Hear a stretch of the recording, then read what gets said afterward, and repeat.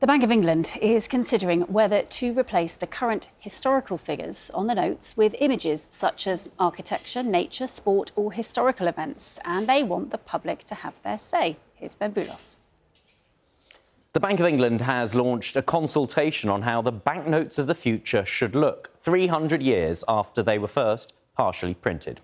Let's dive in and take a look back through the vault. This is a rather splendid 10-shilling note, first introduced more than 100 years ago. These were the first notes to have colour on them and were printed on postage stamp paper.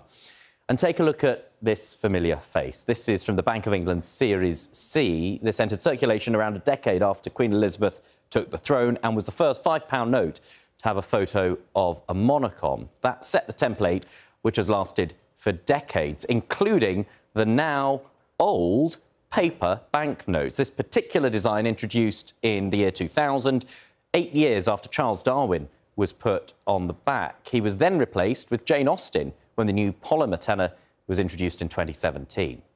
How important really is cash now? Well, there were 6 billion cash payments made in 2023. That's down 7% from the year before, with people using cash for only around 12% of all transactions in the UK. But for some, it remains pretty vital. Around 1.5 million people mainly use cash for their day-to-day spending. With a declining number of people relying on cash, why bother?